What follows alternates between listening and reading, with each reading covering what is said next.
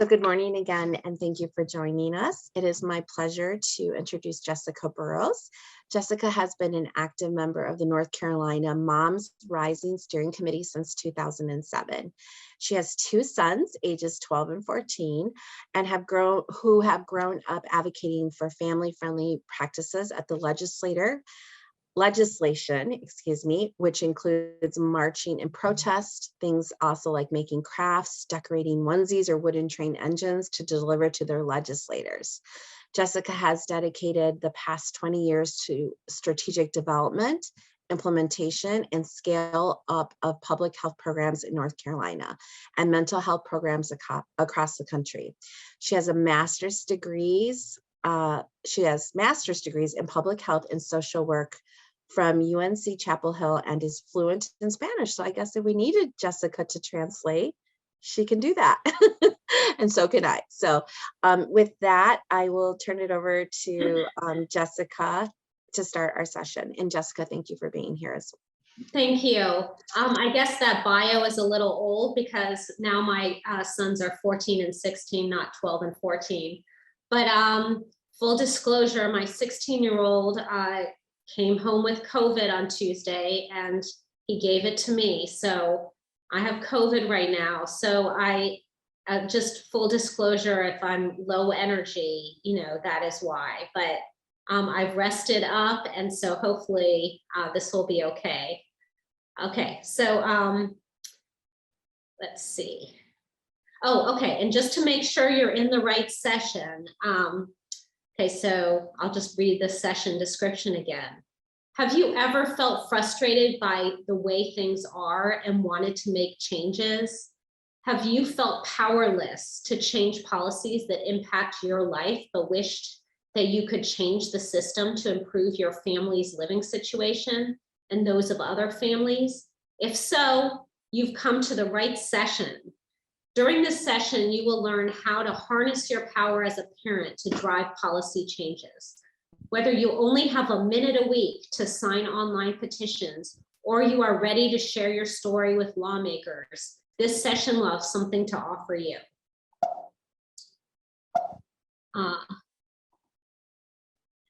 Oops. Okay. So, sorry. Okay. So Moms Rising is a national online and on-the-ground organization of more than 1 million mothers and their families. And we have 47,000 members in North Carolina alone in all 100 counties. And along with our Spanish language community, Mamás con Poder, we work every day to promote women's rights and equality for all. So we'll share with you all that we do, but we are, for most of those 47,000 members in North Carolina and 1 million across the country, we are an online organization. So if you join, it's free. Go to momsrising.org and you can become a member. Here are some of our main campaigns, but not all of them. We are fighting hard for paid family and medical leave, affordable health care, access to healthy foods and nutrition, racial justice, affordable high quality early learning, immigrant rights, common sense gun safety, and criminal justice reform, among others. We are nonpartisan. And I wanted to share a little bit of my background, which is that I discovered Moms Rising when my 16-year-old son was born, so around 16 years ago. And I was working other places, and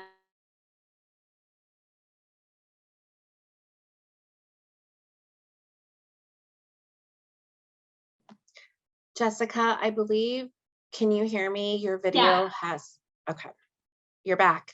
Oh, okay. You froze for just a moment. Okay, good, I'm glad I'm back. Let me know if it freezes again.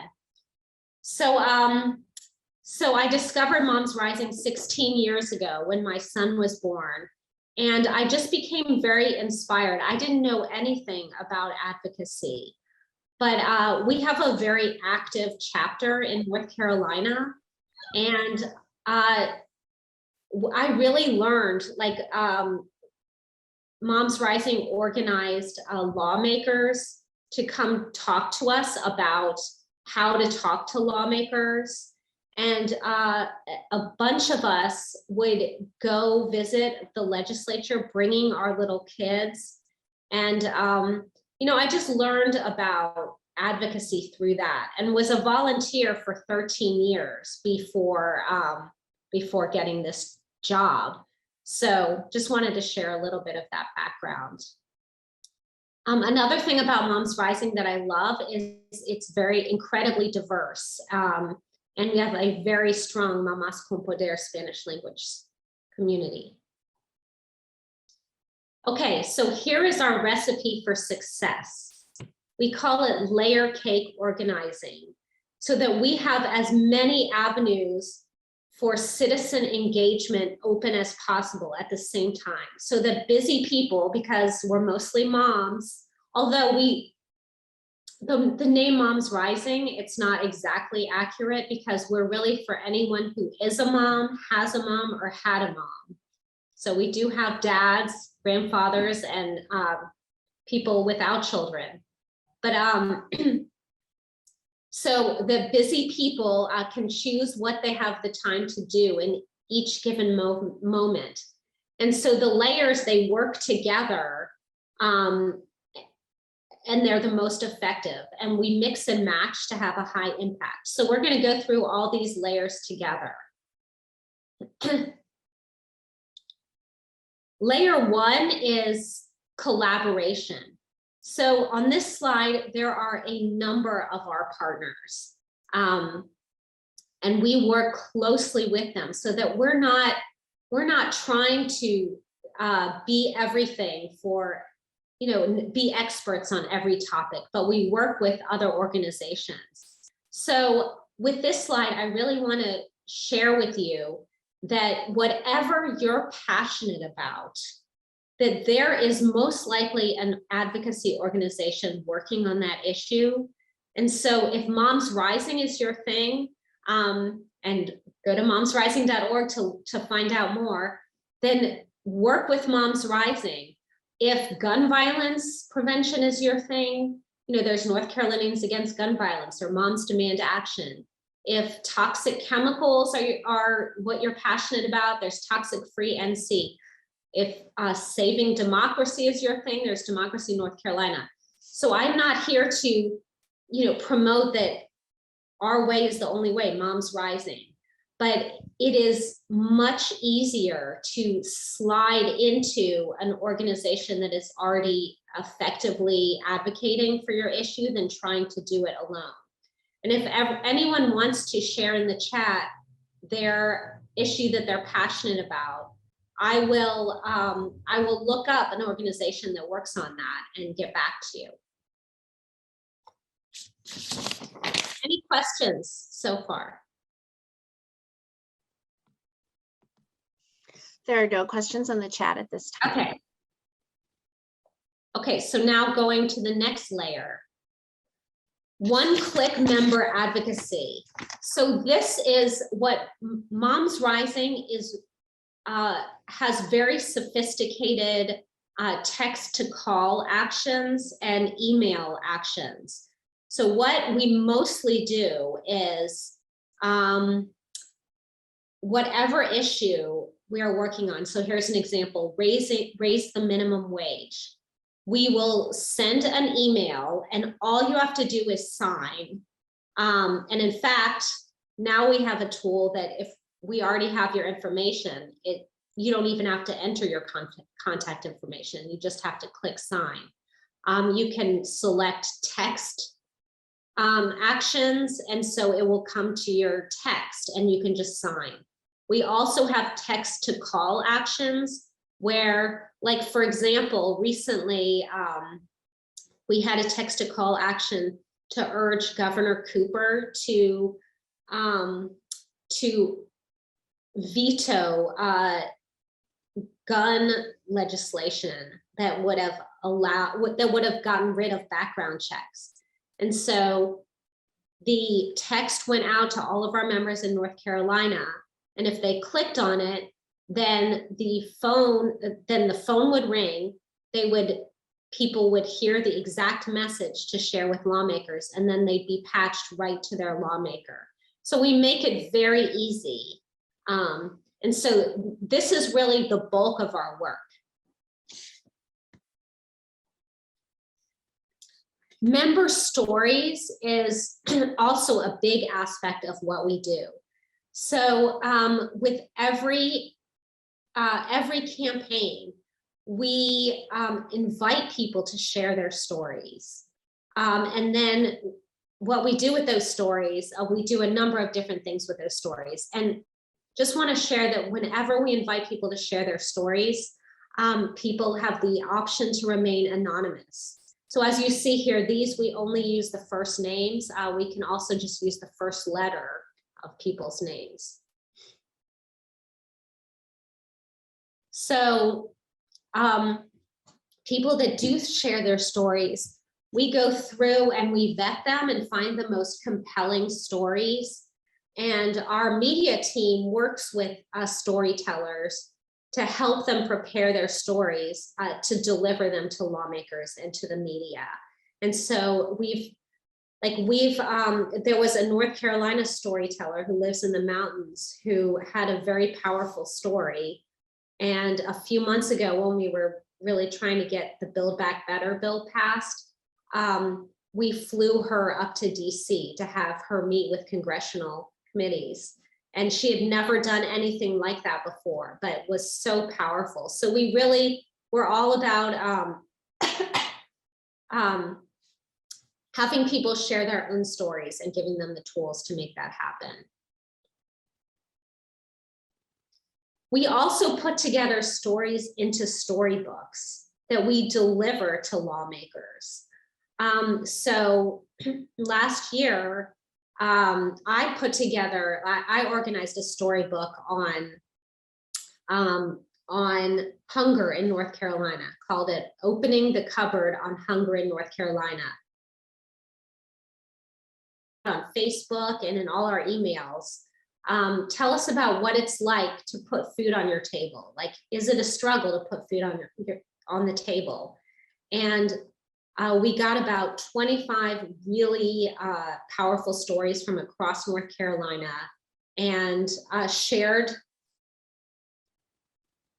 a participant request that live transcription be enabled for the meeting. Evie, do you see that? Should I enable that? Yes, I'm addressing that. I'm sorry. This session was not built to offer the Spanish live translation. And so I apologize if you want to, I apologize to everyone who that was not clearly communicated to. So we are not able to translate your presentation at this time. And I am very sorry for that inconvenience. It was noted in the session presentation. I apologize.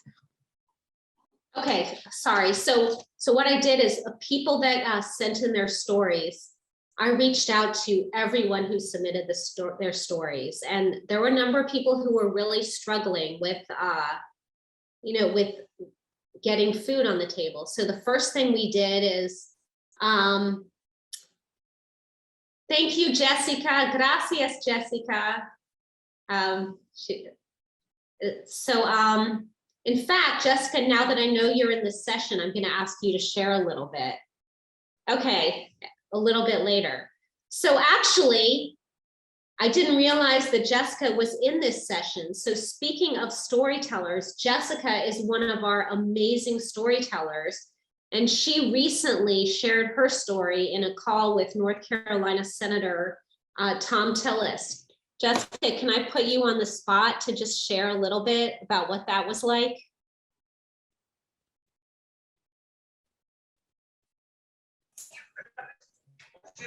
Hi. Hi. Thank you, Jessica. Obviously, I learning a lot with Moms Rights, go at trainings with them, and they help me. How can I talk with one legislative person? And it's a new experience. I'm be scared because first language is no English, is Spanish. And I tried to say correctly all the words and everything, but I tell my story and I see the face, the all the group for the Senator Tillis, and see they feel impact with this story. They feel they don't know all the families like mine happen pass for this pandemic and for other situations, and it's like I feel so grateful to stay there and grateful they can tell my story. Thank you. Yeah, and it's really true. I mean, there was a whole coalition of anti-hunger advocates on the call, and we talked about policy and blah, blah, blah. But it's really when Jessica spoke and shared her story that really, Senator Tillis wasn't on the call, but his staff was. And he kept saying how powerful that was, and that really stuck with him. So, just want to emphasize that your stories are powerful and they do have an impact and ability to make a difference. Thank you, Jessica, for letting me put you on the spot. So here are a few things to know and think about when you're deciding how to share your story, to find an issue that connects with you and not to be intimidated. And if you are interested in sharing your story with Moms Rising, we would love to support you in your efforts. But it's really your story to share. We recognize that, and you can decide to share your story and then change your mind at any moment, and that's fine. Okay, another way that people can really support advocacy is, so in North Carolina, this was back before the pandemic, and hopefully we'll get back to this soon, where we would go to the legislature in person. So we would go like lawmaker's office by lawmaker's office, advocating for whatever the issue was. Here it is for paid family leave. And we often do like fun, like site grabbing things that really get people's attention. Here we did a whole long clothesline with onesies and with messages on them. And we recognize that most moms are really busy during the day, and many live across North Carolina. They can't come in person to the legislature. But what would happen is the day that we were going to the legislature, we would send out an email saying, hey, can you back us up? A small group of us is going to the legislature, but can you email or call your lawmaker and let them know that you back us up? And we make it very easy to do that. And so that then when we would get to the legislature and we would see the lawmakers, they would say, oh, we knew you were coming. We've already gotten hundreds of messages from people across the state saying that, that we speak for them. So that is really critical. And so you don't always have to do things in person. Everything is important. And I just have one more story to share about that, just about how valuable every voice is, no matter what you can do. So once when my son was like 5, we were flown up to DC by Moms Rising, and the issue was like getting toxic chemicals out of children's toys.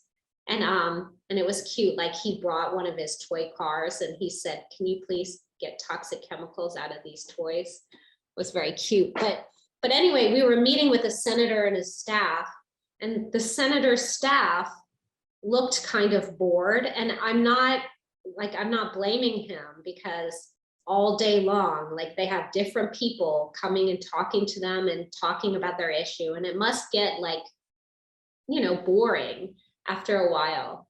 But so when I started talking, He looked kind of bored.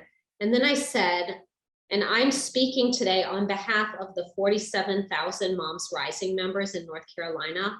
All of a sudden, he like sat up in his seat and started taking notes. Like that got his attention.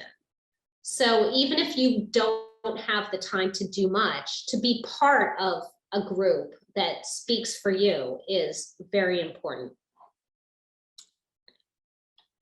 Jessica, before we transition, there is a question that I just want to make sure that we address. The question is, how do we go about sharing our stories with Moms Rising?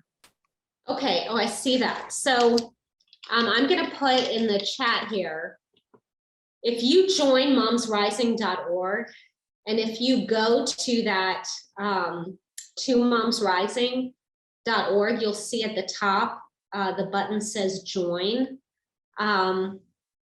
Then you will be on our email list, and anytime there is an issue where we ask people to share the stories, you will have the opportunity. I will also put my email in here.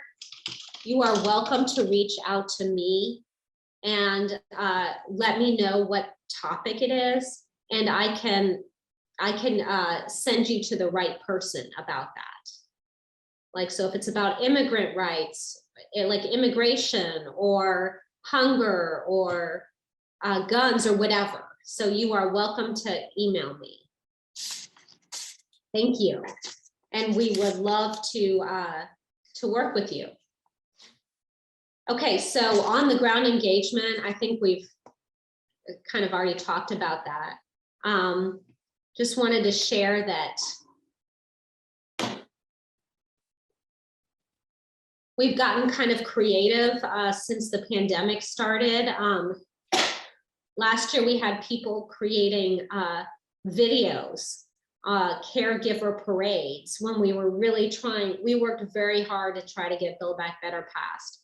And so we asked people to create videos of their kids dressed up like caregivers, and we sent them costumes so that they were dressed up like grandmas, grandpas, nurses, and had them like parade around their yard. And then we compiled all these videos and sent them to their lawmakers. So trying to just be creative whenever possible. Okay, media, definitely. We are very like connected with the traditional media. We do interviews, try and lift up our voices as much as possible. Cultivating legislative champions. And I mean, here are just some examples of our Moms Rising members in North Carolina, meeting with different lawmakers, getting to know them. And as you can see, like, you know, there are lots of little kids there. And honestly, like, it's really hard for a lawmaker to kind of say no to a squad of moms and their kids who want to come visit. And just want to give a shout out to David Price there on the far right, who's an amazing champion for North Carolina, who's retiring this year. And a number of them at the bottom right, that's Floyd McKissick. He's an amazing champion. So we've worked with a number of really amazing lawmakers over the years. Oh, okay. Now it's time to hear from you. So we are going to actually have a breakout. And Evie, does this session still end at 11:35? Yes, that is correct. Okay. So let's just take like 7 minutes, and Evie's going to put you into small group breakouts of 3 people, and really would love for you to talk about, because I have a feeling that many of you are advocates already. And so, you know, that hopefully you'll be able to build on the advocacy that you've already started.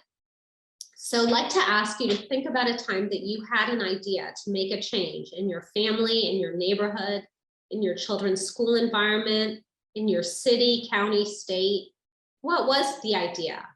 What did you do with the idea? What challenges and opportunities did you face trying to make that change? And small changes are powerful. So don't feel like you have to think of something big. So with that, Evie's going to put you into breakout groups, and those questions are in the chat. So any questions before we break you up? Okay, see you in a few minutes. Would love to hear, yes, everyone got bounced back to the main room. We have about 5 minutes left for this session. So just want to check back with you all.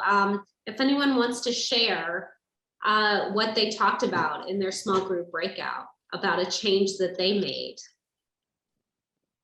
Well, yeah, I was telling them that what I done when changes doing, I don't know, is this what we are speaking on, but this is what I done my change with the pandemic. I told them I made masks and stuff, and I passed it out to the children and to some families, and it actually was homeless too.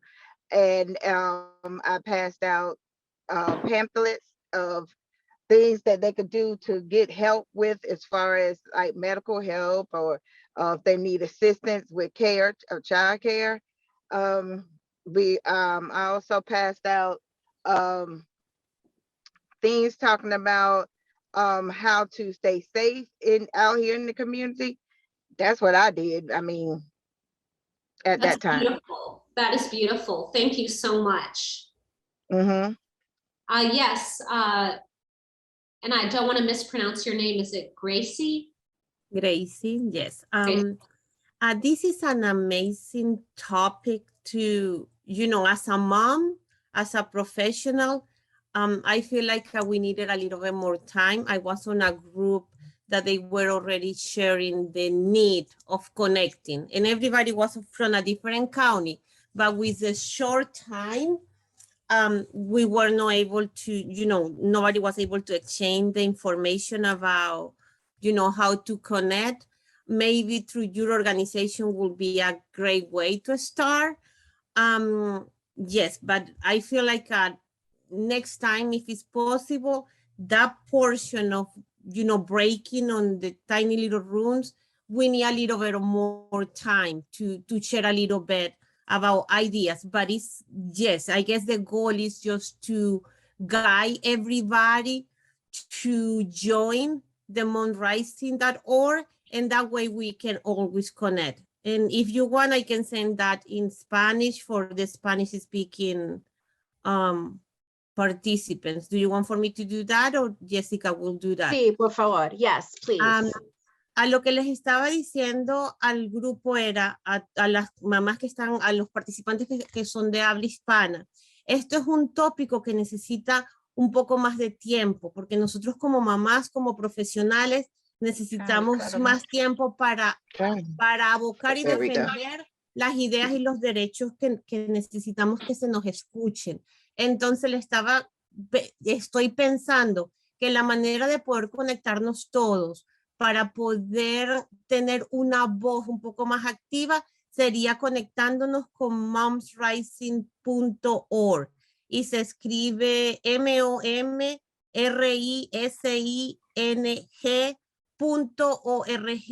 Si se meten en esa página, en la parte de arriba derecha pueden hacer join, y ahí pueden conectarse, y tienen y pueden utilizar su voz para defender y dar su opinión a los derechos de las mamás y de las ideas que tienen. Thank you so much. And it looks like we're going to have time for only one more comment. But before I go to Yolanda, I do just want to say that I put my email again in there, jessica@momsrising.org. Also, we are starting a new program for people who want to share their stories about hunger and food insecurity. So if you are at all interested, need to know by next week, email me at jessica@momsrising.org, and we're looking for people who have benefited from SNAP, WIC, or school meals, like free or reduced school lunch, and looking for people to share those stories. Email me. It might take me a few days to get back to you because I'm sick, but I will get back to you. And would love to have you join us. Okay, and Yolanda. I was just gonna share what I just talked about in the breakout room. So the idea that we had, it came from a day that myself and a neighbor, we sat in my patio and then we looked at the whole house. Everyone was inside. I was saying no one comes out. We have kids, they're always inside. That was when the pandemic started, and I was like, how do you feel about this? And she was like, it makes her feel uncomfortable. She can't go to work. And all of a sudden, 3 neighbors, we started something in the neighborhood where all the kids come out to play. If you have toys, bring your toys. If you have kids, bring them. We put the little pool, they play. And then other neighbors who were in their houses would look from the window and would wave to them, smiling and beckoning, come join us. And before you knew it, people who were in their house, because normally they would go to work, but there was no work to go to. So they would come down, they'll join us. Then before you knew it, they would bring a barbecue, and we started that. Or like it was like an every month, 2 weeks and stuff. And we started that, and before you knew it, everyone in the neighborhood was almost always there, looking forward to the evenings when the kids come out to play. So it helps their mental health. We talk to each other. We didn't know each other before, but we started knowing, I'm Yolanda, you tell me your name and you tell me. And then another interesting thing about the area was it was an area with diverse culture. You had immigrants, people with different languages. So the challenge we had then was, okay, everyone was speaking English and some of them couldn't speak English, some were Arabic, some were Spanish. But the moment we got one Arabic speaker to be part of it, she was able to bring other Arabic speakers to be part of this group and their kids. And they actually enjoyed it. So we're able to interact with them. We talk about culture, we talk about all things, and it became something that everyone looked forward to in the neighborhood. Even when kids had birthdays, they would rather come there to celebrate the birthdays. And it was now something that it was a different thing for us in the neighborhood. So it just changed the neighborhood, and it was very interesting. So the challenge was barrier of language and culture at first, but later we're able to get that and interact together. So that was very beautiful. And in that gathering, we're able to share resources, because most time people go to libraries and places to get resources, but you didn't have the opportunity to do that. So we're able to share resources with each other, where you could get food. I'd say, oh, there's a food pantry, there's this going on, and that's how we're able to get resources to each other. It was pretty much easy and stuff like so. It was very interesting. We still tried. We weren't able to do that in the winter because it was cold. Everyone had to. But we've started coming out again because we now know each other. So we start doing it again now that it's getting to the summer. So that was pretty it for us. Thank you. That is beautiful. I love it. I appreciate that. And that is a perfect note to end on. Just be sure to get my email before we leave. Jessica@momsrising.org. If you want to follow up with me, happy to hear from you. And I'll turn it over